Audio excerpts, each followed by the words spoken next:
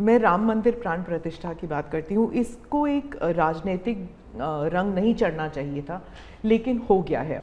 कि इसका राजनीतिकरण किसने किया और इसको आज की घटनाओं से मत, जब हमारा जन्म भी नहीं हुआ था, हमारी पार्टी पैदा भी नहीं हुई थी, उस समय अदालत में ये मामला निपटाया जा सकता था। इलेक्शंस आ गए हैं तो फिर चाहे ऑपोजिशन हो या बीजेपी हो, एक दूसरे पर आरोप लगाते हैं, तुम पापी तुम पापी। कि एक ऐसा हथियार हाथ में है जो हथियार वोट बैंक पॉलिटिक्स के लिए मजबूती का एक दांव है, इसलिए उसको पकड़ के रखा गया और बार बार उसको भड़काया गया। कांग्रेस कहती है कि इसका राजनीतिकरण बीजेपी ने किया, इसलिए वो पापी है। बीजेपी कहती है कि न्योता देने के बावजूद आप प्राण प्रतिष्ठा में आए नहीं, इसलिए आप पापी हैं। सारे आपके गुनाह भूल करके घर में आकर के आपको इनवाइट कर रहे हैं और नए से व्यवहार शुरू करना चाहते हैं। आप उसको भी उस पुराने मिजाज से ठुकरा दे, तब लगता है कि आपके लिए वोट बैंक एक बहुत बड़ी आपकी मजबूरी है। मैं राम मंदिर प्राण प्रतिष्ठा की बात करती हूँ। इसको एक राजनीतिक रंग नहीं चढ़ना चाहिए था, लेकिन हो गया है। और जब इलेक्शंस आ गए हैं तो फिर चाहे ऑपोजिशन हो या बीजेपी हो, एक दूसरे पर आरोप लगाते हैं, तुम पापी तुम पापी। कांग्रेस कहती है कि इसका राजनीतिकरण बीजेपी ने किया, इसलिए वो पापी है। बीजेपी कहती है कि न्योता देने के बावजूद आप प्राण प्रतिष्ठा में आए नहीं, इसलिए आप पापी हैं। तो इसे आप कैसे देखते हैं?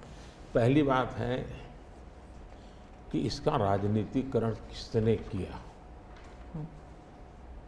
और इसको आज की घटनाओं से मत, जब हमारा जन्म भी नहीं हुआ था, हमारी पार्टी पैदा भी नहीं हुई थी, उस समय अदालत में ये मामला निपटाया जा सकता था, समस्या का समाधान हो सकता था।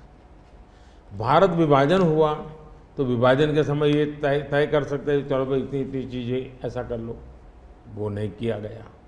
क्यों? कि एक ऐसा हथियार हाथ में है जो हथियार वोट बैंक पॉलिटिक्स के लिए मजबूती का एक दांव है, इसलिए उसको पकड़ के रखा गया और बार बार उसको भड़काया गया। अब जब ये अदालत के अंदर मामला चल रहा था, अदालत में अभी जजमेंट ना आए वहां तक कोशिश की गई। न्यायिक प्रक्रिया से होना चाहिए, तो हमारा संविधान हमें कहता है और सरकार की तो जिम्मेवारी है, लेकिन उसमें भी अड़ंगे डालना, ये क्यों? क्योंकि उनके लिए ये राजनीतिक हथियार था, ऐसे लोगों के लिए।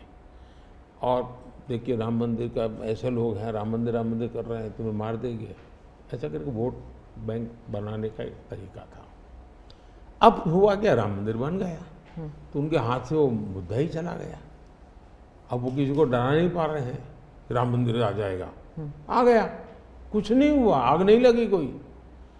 दूसरा, इनकी प्रकृति, आप सोमनाथ मंदिर से लेकर के अब तक की घटनाएं देखिए, वे भारत की मूलभूत आस्थाएं, भारत का मूलभूत जो पिंड है, उसके प्रति नेगेटिविटी लेकर के ही देश में वो अपनी बात है। अब सोमनाथ मंदिर को क्या प्रॉब्लम था? सरदार पटेल थे, डॉक्टर राजेंद्र बाबू को जाना था, वहां तो न जनसंघ था, न भाजपा था, न आरएसएस थी, न कोई लड़ाई थी, लेकिन उन्होंने मना कर दिया जाने। वो जो नेहरू जी की जो चिट्ठी थी, हाँ, जो भी है।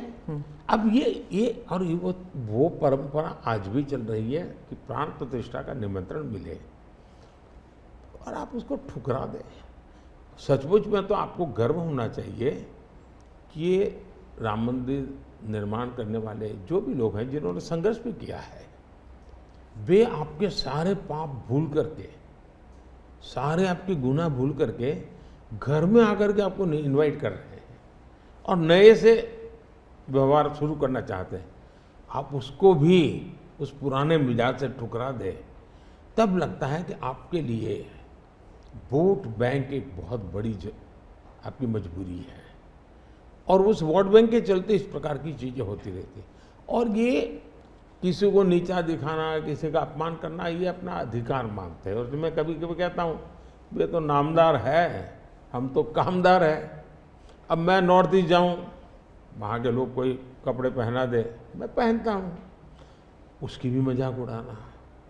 यानी हर चीज़ की, मैं तमिलनाडु जाऊँ लुंगी पहनूँ तो उनको लगता है देखो ये कर रहा है, वो कर रहा है।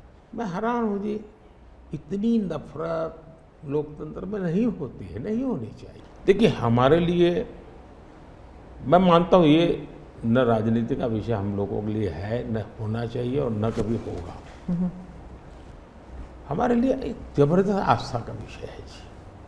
और ये कोई प्रभु राम का संबंध कोई मेरे कारखाने में नहीं आया जी, हजारों साल से, और दुनिया के अनेक देशों में है। जब ये राम मंदिर का निमंत्रण देने के लिए ट्रस्ट के लोग मुझे आए, उन्होंने ठुकरा दिया। मैं सोचने लगा इतना बड़ा मुझे दायित्व दिया जा रहा है, मैं अपने आप को योग्य क्या कैसे करूं, अपने आप को योग्य कैसे बनाऊं। तो मैंने कुछ लोगों की एडवाइस ली, कुछ संतों की, कुछ जानकार लोगों की, मेरी स्पिरिचुअल लाइफ से जुड़े हुए कुछ लोगों को मैंने पूछा कि भाई मैं इसको एक प्रधानमंत्री के रूप में इस कार्यक्रम को नहीं लेता हूँ, एक राम भक्त के रूप में करना चाहता हूँ, मुझे क्या करना। उसमें से मुझे सुझाव आया, तो सुझाव तो बहुत, लेकिन मैंने फिर कुछ अध्ययन भी किया और मैंने मनोमन तय किया कि मैं 11 दिन का अनुष्ठान करूँगा। और मैं ज़मीन पे सोता था, नारियल के पानी पर रहता था, और तय किया मैं प्रभु राम जहाँ जहाँ गए थे उसमें जहाँ भी मैं जा सकता हूँ जाने का प्रयास करूँगा। और वहाँ मैं अपना, जब मैं श्रीरंगम मंदिर में गया, दक्षिण भारत में, हाँ, दक्षिण भारत में, और कम्ब रामायण का मैंने पाठ किया वहाँ, तब मुझे वहाँ के लोगों ने बताया कि साहब 800 साल पहले जब कम्ब रामायण की रचना हुई तो पहला पाठ इसी जगह पे हुआ था। और मैं देख रहा, सबके आंख में आंसू थे। ये जो मैंने अनुभूति की है साउथ में खास करके, यहाँ बैठे हुए लोगों को अंदाज नहीं आएगा जी कि क्या भक्ति है, क्या आस्था है और कितनी पवित्रता है उसमें। मेरा कार्यक्रम नोन नहीं था, मेरा काम ऐसा व्यक्तिगत था, लेकिन जो जन सामर्थ्य एक प्रकार से मुझे उनके भाव में अनुभव कर रहा था, तो मेरे लिए शायद मेरी स्पिरिचुअल जर्नी की एक बहुत बड़ा महत्वपूर्ण एक 11 दिन की घटना मैं देखता हूँ। मैं और राम मंदिर प्राण प्रतिष्ठा को मैंने बहुत गंभीर लिया था जी। मैंने एक इवेंट के रूप में नहीं लिया था जी, मेरे लिए वो इवेंट नहीं था। वो एक स्पिरिचुअल मूवमेंट था आपके लिए? मैं मानता, मुझे दिखता था वो 500 साल का संघर्ष, मुझे दिखता था 140 करोड़ लोगों की श्रद्धा, सपने, और देश के गरीब गरीब लोगों ने पाई पाई दे करके मंदिर बनाया है जी। ये मंदिर 3 चीज़ें मैं देखता हूँ। एक, 500 साल का अविरत अखंड एक निष्ठ संघर्ष, लाखों लोगों का एक काम के लिए बलिदान। दूसरा, लंबी न्यायिक प्रक्रिया, इतने सालों की न्यायिक प्रक्रिया, और न्यायिक प्रक्रिया के हर तराजू से तूल करके निकला हुआ, कसौटी हुआ। दूसरा, टेक्नोलॉजी का उपयोग, ASI के द्वारा उसकी खुदाई, सबूत, ये एक बहुत बड़ा। और चौथा, हिंदुस्तान के कोटि कोटि लोगों ने 1-1, 2-2, 5-5 रुपया जो भी दे सकते हैं दे करके ये मंदिर बनाया है।